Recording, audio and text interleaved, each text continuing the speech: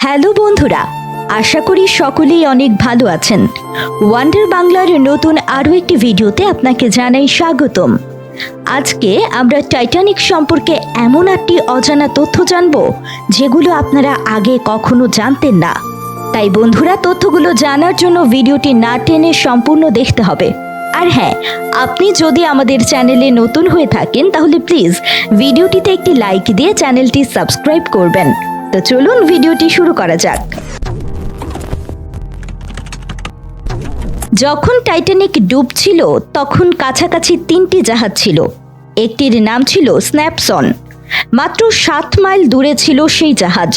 ওরা দেখতে পেয়েছিল টাইটানিকের মহা বিপদ সংকেত, কিন্তু তারা বেআইনি সিল মাছ ধরছিল। ধরা পড়ার ভয়ে তাই তারা উল্টো দিকে জাহাজের মুখ ঘুরিয়ে বহু দূরে চলে যায়। দ্বিতীয় জাহাজটির নাম ছিল ক্যালিফোর্নিয়ান।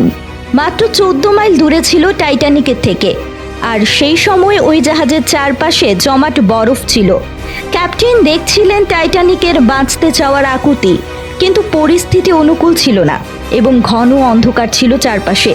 তাই তিনি সিদ্ধান্ত নেন ঘুমোতে যাবেন, সকালে দেখবেন কিছু করা যায় কিনা। জাহাজটির অন্য সব ক্রুরা নিজেদের মনকে প্রবোধ দিয়েছিলেন এই বলে যে ব্যাপারটা এতটা গুরুতর নয়, পরিস্থিতি অনুকূলে হলে ঝাঁপিয়ে পড়ব। শেষ জাহাজটির নাম ছিল কারপান্থিয়ান্স। এই জাহাজটি আসলে যাচ্ছিল উল্টো দিকে। এটি ছিল প্রায় 58 মাইল দূরে যখন ওরা রেডিওতে শুনতে পায় টাইটানিকের যাত্রীদের আর্তচিৎকার। জাহাজের ক্যাপ্টেন হাঁটু মুড়ে বসে পড়েন ডেকের ওপর। ঈশ্বরের কাছে প্রার্থনা করেন যাতে তিনি সঠিক পথ দেখান তাদের। তারপর পূর্ণ শক্তিতে বরফ ভেঙে এগিয়ে চলেন টাইটানিকের দিকে। ঠিক এই জাহাজটির এই সিদ্ধান্তের জন্যেই টাইটানিকের 705 জন যাত্রী প্রাণে বেঁচে যান।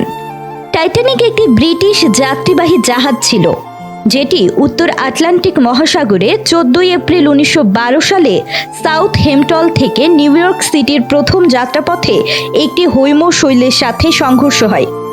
এই সংঘর্ষের পর টাইটানিকের ক্যাপ্টেন সবাইকে আদেশ দেন যাতে ওনারা একে একে লাফিয়ে বোর্ডে উঠে পড়েন। যাত্রীদের শান্ত রাখার জন্য ক্যাপ্টেন মিউজিশিয়ানদের আদেশ দেন যাতে তারা মিউজিক বন্ধ না রাখে। যখন জাহাজে জল ঢুকতে শুরু করে তখন জাহাজের ডেকের উপর যাত্রীদের ভিড় জমতে আরম্ভ হয়।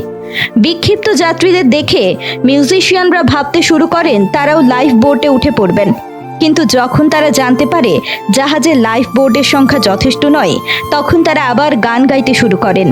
এভাবে তারা তাদের জীবন উৎসর্গ করেন।